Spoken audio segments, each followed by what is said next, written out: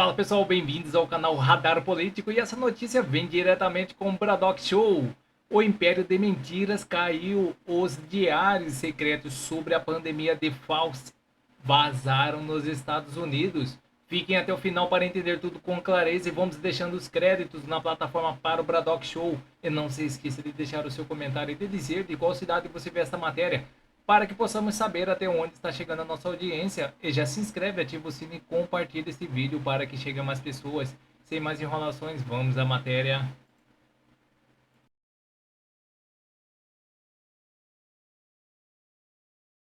O império de Fauci desmorona. Nos Estados Unidos, Anthony Fauci enfrenta votação de desacato no Senado e já é investigado por 3 estados americanos, acusado por senadores de ter matado gente com mentiras e tratado americanos como cobaias. Para comentar o caso e fazer o paralelo com o que vivemos aqui no Brasil, hoje recebemos aqui o deputado Osmar Terra, médico, ex-ministro da Cidadania no governo Bolsonaro e uma das vozes que já em 2020 questionou publicamente o isolamento rígido e defendeu o chamado tratamento precoce. Osmar, obrigado mais uma vez pela sua presença aqui no Braddock Show.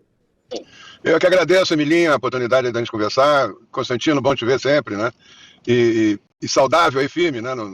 Assim, ó, a gente, desde o início, eu falei sobre a pandemia, não é porque eu era um político, um deputado que queria dar opinião, né?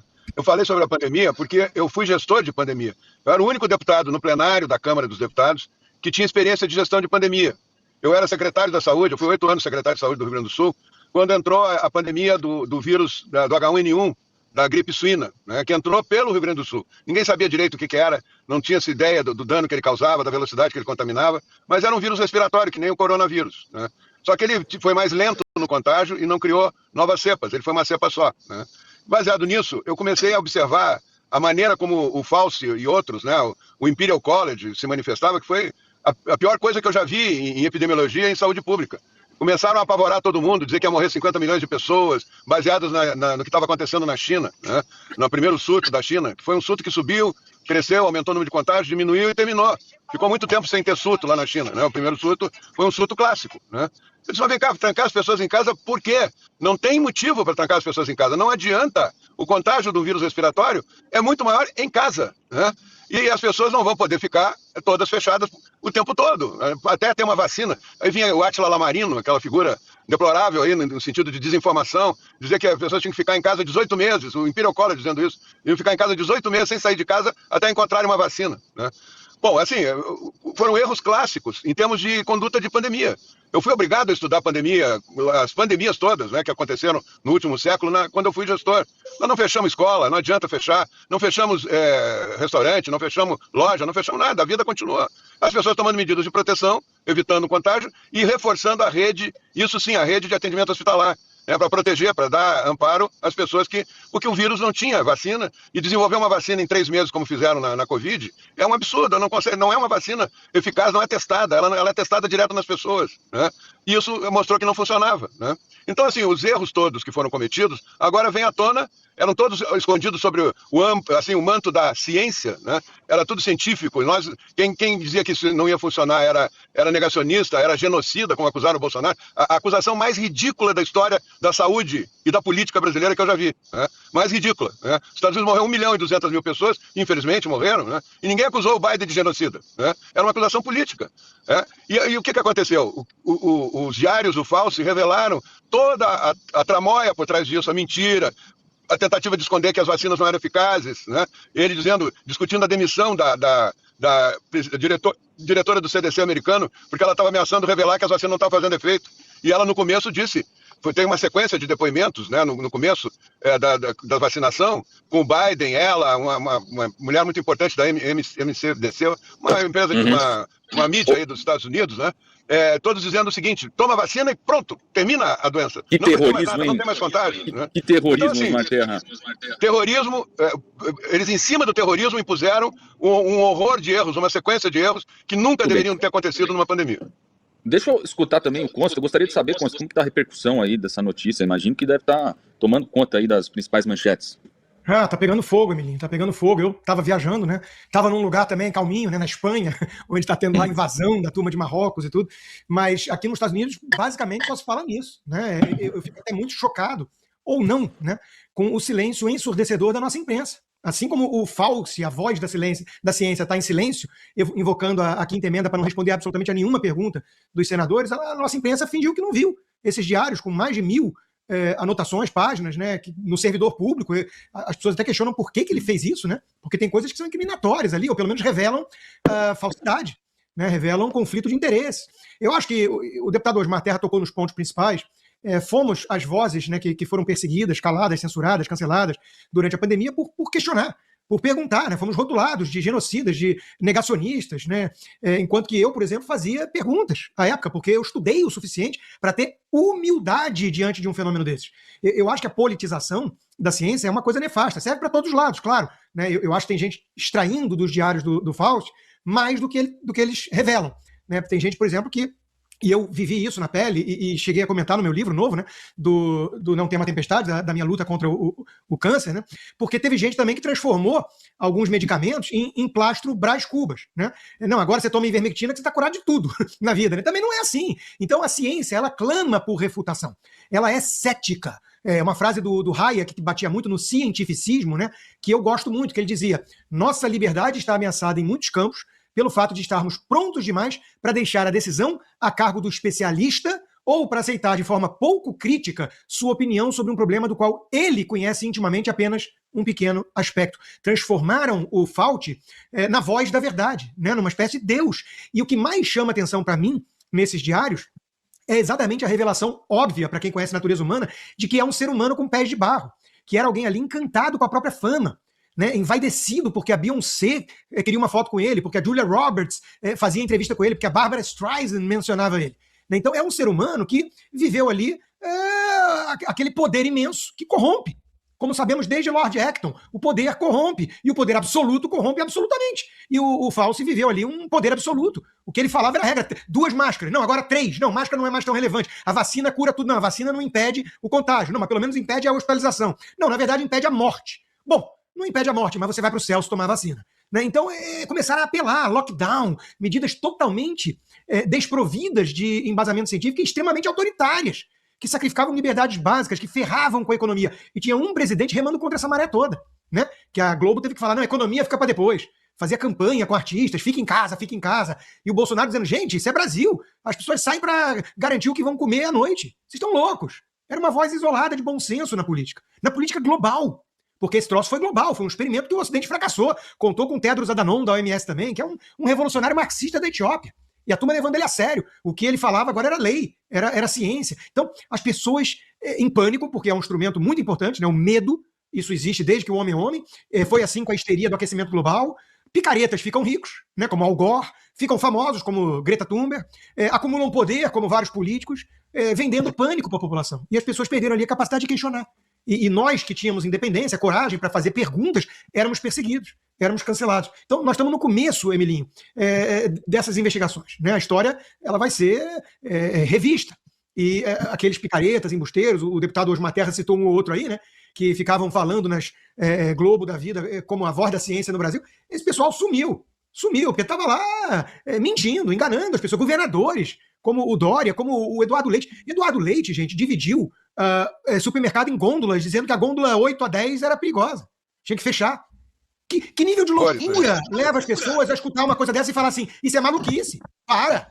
Pessoas sendo presas em praça pública, na praia. Eu via gente andando de carro com máscara, sozinhos. Quer dizer, a irracionalidade que tomou conta de tanta gente é algo impressionante. Agora, eu não sou tão otimista, Emilinho, com essa revisão, né, digamos assim, porque aprendemos com a história que pouca gente aprende com a história. Teremos aí outros eventos, outras histerias, outras pandemias, e o próprio deputado Osmar Terra está aqui para provar. Ele tinha um conhecimento e não foi escutado, foi rotulado, foi calado. Quem foi escutado? Na CPI da Covid foi o Omar Aziz, o Renan Calheiros e o Randolfo Rodrigues. A imprensa tratava esse trio como os pilares da ciência no Brasil. Então, infelizmente, muitas pessoas não vão tirar as lições necessárias desse lamentável episódio. Deixa eu incluir, então. Pode falar. O Brasil precisa, de alguma forma, até para que não se repitam erros. Acho que erros sempre podem acontecer, mas para que não se repita esse descalabro que foi essa vergonha, eu fiquei envergonhado do que eu vi como médico. Né? Eu fiquei envergonhado de ver depoimento de pessoas famosas, médicos inclusive, dizendo um monte de bobagens que não tem fundamento científico nenhum, e não foi feito um debate científico. Nunca foi feito, era só rotular, rotular, rotular. Quem era contra era... Eu vi um vídeo clássico do Dória, que ele responde a Xerezade, e ela diz assim, o Ministério da Saúde está pensando em ter uma terceira dose da Coronavac, porque as 2 doses parece que não estão sendo suficientes, né? Aí o Dória vira e diz assim, isto é uma mentira? Pela Organização Mundial de Saúde, 2 doses são suficientes? Quem fala isso são aqueles que amam a morte, são aqueles que dos genocidas. Não precisa terceira dose. E logo depois, um mês depois, ele estava anunciando a terceira dose, porque não tinha feito efeito nenhum, não tinha protegido ninguém. Morreram 19 mil pessoas antes de completamente vacinadas no final de setembro de 2021. Já tinham 19 mil pessoas que morreram internadas em hospitais. 19 mil, dados do DataSUS, completamente vacinadas. Porque no começo ele disse, não, a vacina vai evitar, não evitou. A vacina vai evitar a internação, não evitou. A vacina vai evitar a morte, não evitou. Então, assim, agora está tudo claro. Assim, está saindo a hipocrisia toda, está sendo revelada, né? Isso a gente não pode deixar passar barato. Não, em nome da vida das pessoas, do futuro, da ciência, isso não pode passar barato. E os países que agiram corretamente foram crucificados. A Suécia, a Coreia do Sul, o Japão, tem baixíssima mortalidade porque não trancaram as pessoas em casa, né? Então, assim, eu acho que tem coisas que nós precisamos revelar. E aqui o teu programa, Emilinho, cumpre um papel importante, iniciando, dando esse pontapé inicial aí para a gente vamos criar um grande debate científico sobre isso e vamos ver a hipocrisia que ocorreu ali e a vaidade daquele sujeitinho, que inclusive o Fauci usou para enfraquecer o Trump, né, para deixar o Trump fez afirmações, inclusive chegou até a fazer assim, uma crítica velada ao Bolsonaro, que denunciava que aquilo não ia funcionar, e o Bolsonaro tinha razão e o Trump não tinha, né, exatamente em cima disso. Eu quero ouvir o Kilter, incluir o Kilter. Kilter, o que você acha que isso pode impactar para o nosso futuro aí, se numa eventual pandemia? Como que você está avaliando toda essa questão? Emilinho, boa noite para você, Constantino, deputado, para nossa audiência. Olha, é de fato lamentável o que a gente está vendo acontecer, né? O que a gente viu acontecer agora, os fatos vindo à tona, eles usando uma narrativa, o deputado Osmar falou muito bem, a ciência foi deixada de lado. Ali, a ciência que eles defendiam, quando você era contra a vacina, você era contra a ciência. Quando você defendia a cloroquina, você era anti-ciência. E tudo que eles discordavam ou estava fora do consórcio era classificado como anti-ciência. E agora, quando a gente pergunta sobre o futuro, né, Emilinho? Ora, nada melhor do que o presente para corrigir os erros do passado. A verdade vem à tona. Jair Bolsonaro sempre dizia, conhecereis a verdade vos libertará. Pronto, a verdade está chegando, a verdade chegou. Muito do que eu tenho certeza que vai continuar tendo novas revelações. Muito do que foi revelado agora comprova que as decisões de lockdown, as decisões de vacina, essas decisões de afastamento, foi tudo decisão política. A gente não teve um embasamento profundo científico nisso. Os estudos científicos estavam em andamento. Tinha estudos científicos que comprovavam a eficácia da cloroquina. O Fauci até anota isso no seu caderno, que ele estava considerando recomendar a cloroquina. Aí o Trump vem, endossa a cloroquina, e ele muda de posição, fala, não dá, então cloroquina agora é anticientífico, esquece isso aqui, joga fora os estudos que falam sobre isso, não vamos nem entrar no mérito. Mas peraí, a ciência não tem ideologia, a ciência não tem lado.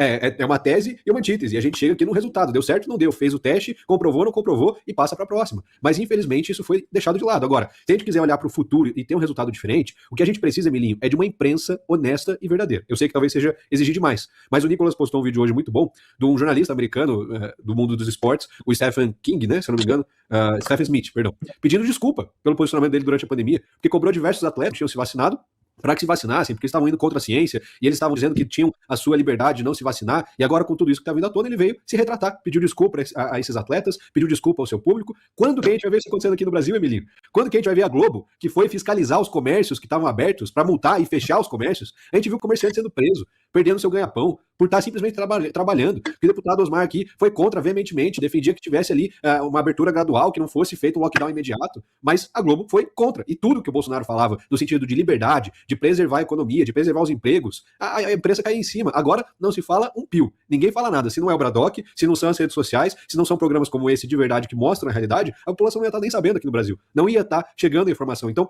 se a gente quiser evitar que erros como esse aconteçam no futuro, nós precisamos exigir um posicionamento da imprensa. Vocês precisam se desculpar por tudo que vocês fizeram com o Brasil, com os brasileiros, com os nossos empregos, com a nossa economia e cada um que depois sofreu as consequências dessa pressão e dessa politicagem em nome de uma suposta ciência que nunca existiu. Mas, infelizmente, a gente sabe que esse pedido de desculpa, essa retratação aqui no Brasil, nunca vai chegar, Emilinho, porque já faz tempo que a imprensa por aqui deixou de ser honesta, verdadeira, investigativa, de fato, que se apega aos fatos, mas agora tem claramente uma narrativa política e, infelizmente, não está do lado do povo essa narrativa.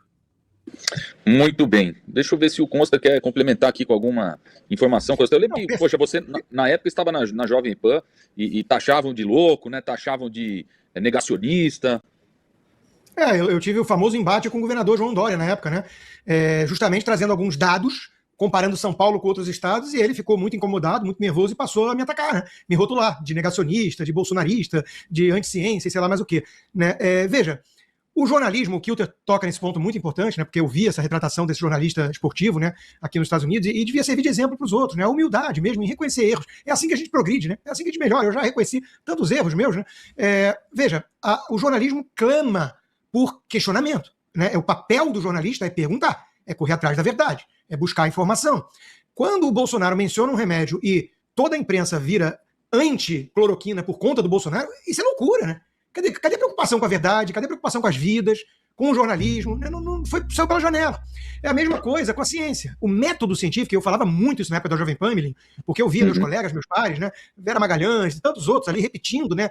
Se a OMS falou é verdade, se o Tedros Adhanom disse quem é o Rodrigo para questionar, né? E essas pessoas nunca devem ter lido Karl Popper, por exemplo. Eles não conhecem o que é o método científico. O método científico clama por refutação. É assim que funciona a ciência. Você joga uma hipótese e pede para todo mundo bater nela, porque ela só resiste se ela for forte. Você tem que tomar muito cuidado com o viés de confirmação, né, que é uma fraqueza humana. Você quer o tempo todo confirmar teses, porque é uma característica nossa. A gente quer estar certo. E a ciência faz o contrário. E o apelo à autoridade, né, Consta? O apelo à autoridade também foi uma carta... O apelo à autoridade foi o que eu comecei falando, né? O Fauci virou Deus. E ciência não lida com isso. Isso é idolatria, isso é cientificismo, isso é ideologia, isso é qualquer outra coisa. A ciência não pode ter herege. O aquecimento global é a mesma coisa. O aquecimento global tem os hereges, tem o livro sagrado, tem o Al Gore, que fez aquele documentário picareta lá do taco de golfe. O planeta ia derreter 30 anos atrás. 30 anos atrás que o planeta já devia ter derretido. E a turma continua caindo nessa ladainha, né? Eu sou cético, eu comentei isso no início, né? Porque imprensa, em boa parte, vive desse pânico, né? O pânico traz audiência. Todo mundo para de fazer o que está fazendo para ficar ligado lá em frente ao jornal e escutar, né, a recomendação da sumidade do momento ali, do Dr. Fauci, ou do cara especialista em aquecimento global, ou em chuva ácida, ou em camada de ozônio, ou na gripe aviária, seja o que for a tendência da hora. Então, o pânico vende. Então, é um mecanismo de incentivos. Eu sou cético. Se o indivíduo não estiver disposto a correr atrás, com ceticismo, com curiosidade, com vontade de questionar, se não tiver programas independentes como o nosso Braddock aqui, ferrou. As pessoas vão aceitar de forma muito pouco crítica as coisas que são enfiadas de goela abaixo, né? E isso é experimento de controle. É o maior psyop que vimos, né? O Ocidente fracassou. Se o Fauci falasse agora são 3 máscaras e 5 flexões, tinha um bando de gente colocando 3 máscaras e fazendo 5 flexões no quarto. Então, assim, o Ocidente fracassou. Nós, como civilização, perdemos. A questão da ciência, tem uma frase acho que é o sujeito que criou aqueles programas de qualidade total, né? Ele tem uma frase que eu acho ótima, ele diz, que é baseada na ciência, né? Ele diz o seguinte: em Deus eu acredito, os outros têm que me trazer os dados, né? Eles nunca trouxeram dados, eles trouxeram só lacraram, quem pensava diferente, eles nunca tiveram um debate científico, né? Por exemplo, se passou o recibo de que a pandemia tinha reduzido o número de mortes por causa da vacinação. A vacinação começou em janeiro, começou a cair o número de mortes em abril, né, em 6 de abril, começou a cair vertiginosamente o número de mortes, né, mas ninguém foi lá pesquisar o que tinha acontecido realmente, né. É que a imunidade natural é quem acaba com qualquer epidemia e qualquer pandemia, né. A vacina é para prevenir uma futura. A vacina é para prevenir uma futura. Um futuro risco, né? Ela não é um remédio, a vacina. A vacina é uma coisa que previne um futuro risco de uma doença. No meio de uma pandemia, as vacinas tendem a não ter efeito, porque não tem tempo de testar, né? A cada cepa que tinha, quando terminava a cepa, já tinha a vacina não estava pronta. Aí já tinha uma outra cepa. Aí se fazia a vacina para prevenir aquela cepa, ela não adiantava nada, porque ela tinha sido feita para a cepa anterior, né? Isso ocorreu, foi muito frequente nessa pandemia. Então, assim, traga-me os dados. Traga meus dados. Em Deus eu acredito. Traga meus dados. Isso nunca foi feito. Eu tentei fazer na Câmara dos Deputados. Eu tentei fazer esse debate, não conseguimos até hoje. Fizeram um debate lá feito às pressas, deram 3 minutos para cada um falar. Entendeu? Nós temos que ter.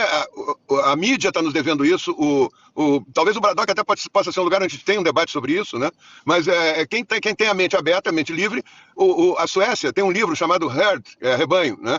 Que é um livro escrito em cima da experiência sueca, que para mim foi uma experiência assim básica para entender o que é uma pandemia. Os suecos deram uma aula de epidemiologia para o mundo, né? E não só eles, o Japão deu e o Kim Wo-jo, lá, o que é responsável pela Coreia do Sul, também deu. Eles não fecharam escola, não fecharam bar, não fecharam restaurante, não tomaram medidas de testagem maior, né? E assim, se criou um pânico. Uma criança, que eu conheço, uma família que eu conheço, agora está adolescente, ele veio me dizer, e era um sentimento que eu acho comum: tio, eu achei que eu ia morrer, todo mundo ia morrer, eu estava me preparando para a morte. A imprensa criou isso é um crime. Foi É um crime absurdo. Numa pandemia, ela criou essa ideia. Psicológico. Esse Fauci tinha que ser condenado, julgado e condenado, por dano à humanidade. E quanta gente que morreu estressada, quanto suicídio ocorreu, quanta gente que deixou de consultar com o cardiologista e fazer os exames periódicos, quanta gente deixou de fazer o exame do câncer e teve o câncer piorado. O que é isso? Criaram um monstro sem base científica nenhuma, só porque era o Fauci que estava falando, né? É o governo americano, o CDC, endossando, depois a mulher se arrependeu, mas já era tarde, né? E nada funcionou. A mortalidade dos Estados Unidos é maior que a do Brasil. A taxa de mortalidade dos Estados Unidos é maior que a do Brasil. Do Fauci, e aqui dentro dos Estados Unidos, deputado, se você compara os estados, Califórnia e Nova York, por exemplo, foi muito pior do que a Flórida, que não foi nessa mesma linha e logo percebeu os equívocos e manteve escola aberta, igreja aberta, tudo isso. A minha médica do transplante, né, do tratamento do câncer, ela disse que um grande aprendizado por conta da pandemia foi que o isolamento total do paciente aumentava a taxa de mortalidade. Claro, eu fiquei isolado, eu sei como é brabo isso. E durante a pandemia não deixavam crianças se despedirem dos seus entes queridos. Perto do leito de morte. Quer dizer, a desumanidade dessas pessoas que acusavam todos os outros negacionistas é um negócio impressionante. Eu concordo com o deputado, precisava ter uma espécie de Nuremberg, né? Um julgamento amplo, assim, para ver realmente os responsáveis por esse troço, para a gente aprender as lições e tentar não repetir. Não há garantias, né? Tá aí o antissemitismo recrudescendo, aumentando, as pessoas acusando o judeu de tudo. Não aprendem, né? Aprende com a história, que se aprende pouco com a história. Mas temos que tentar, temos que fazer a nossa parte, sem dúvida. Fora os artistas, né, Consta? Os vários artistas que falaram, fica em casa, e aí ia jogar bola, não faça aglomeração, e aí ia fazer festa. Então esse povo todo contribuiu para isso. E se a gente for achar os responsáveis, a fila vai ser enorme. Mas eu acho que vocês estão sendo negacionistas demais aí, citando ciência, dado, teses. Isso daí é muito negacionismo, viu? Tem que acreditar em tudo que eles falam e é isso aí. Foi um tempo de terror. Deixa eu agradecer aqui a presença do nosso deputado federal pelo Rio Grande do Sul, Osmar Terra, foi ministro do Bolsonaro, era uma das poucas vozes aí junto ao Consta, junto ao Adriles Jorge, eu me recordo bem aí, vozes que traziam aí essa visão que agora se confirma, né? Mas deixa eu agradecer então, Osmar, obrigado sempre pela sua presença. Eu que agradeço, viu? E fica aqui. E vamos com mais notícias no site Diário 360. PF mira pessoas ligadas a vice-líder do governo Lula no Senado em nova ação sobre fraudes do INSS. Nova fase da operação sem desconto cumpre 18 mandados no Distrito Federal e no Maranhão para apurar suspeitas de lavagem de dinheiro e movimentações financeiras ligadas a pessoas próximas do senador Everton Rocha, que nega irregularidades. A Polícia Federal deflagrou nesta terça-feira uma nova etapa das investigações sobre fraudes bilionárias no INSS. Foram cumpridos 18 mandados de busca e apreensão no Distrito Federal e no Maranhão. Entre os alvos estão pessoas ligadas ao senador Everton Rocha, do PDT do Maranhão, vice-líder do governo no Senado. Segundo informações da corporação, as diligências apuram indícios de movimentações financeiras e patrimoniais em tese teriam utilizado pessoas físicas e jurídicas, contas de terceiros e operações em espécie. Em um dos endereços, agentes encontraram uma máquina para contagem de dinheiro vivo. Os crimes sob investigação incluem, entre outros, lavagem de dinheiro. O Everton Rocha, do PDT maranhense, ocupa cargo de destaque na articulação do governo no Congresso. Ele esteve presente no palanque do presidente Lula durante a convenção do partido que formalizou o apoio à reeleição. O senador também atuou como relator da indicação do advogado-geral da União, Jorge Messias, ao Supremo Tribunal Federal. O caso, a ação integra o desdobramento da operação sem desconto, que investiga descontos ilegais em aposentadorias e pensões. Estimativas oficiais apontam que o esquema entre 2019 e 2024 podem ter desviados valores superiores a 6 bilhões, afetando milhões de beneficiários. O governo federal também destinou recursos públicos para reembolsar parte das vítimas. Em fase anterior, em dezembro de 2021, a Polícia Federal realizou buscas em endereços do próprio senador e prendeu o então secretário executivo do Ministério da Previdência, Adroaldo Portal, que havia sido assessor do Everton naquela ocasião. A polícia apontou o parlamentar como possível substáculo político do grupo investigado, ligado ao empresário Antônio Carlos Camilo Antunes, o conhecido como Careca do INSS. O STF autorizou as buscas, mas indeferiu pedido de prisão preventiva do senador. O Everton nega a acusação e afirma estar à disposição para esclarecimentos. As investigações seguem em andamento para individualizar a responsabilidade e rastrear a origem e o destino dos recursos. Então é isso, pessoal. Essas são as notícias que estão circulando nas mídias da internet. Não se esqueça de se inscrever, deixar o seu like e clicar no sino para mais informações sobre política. Agradeço a todos pela audiência.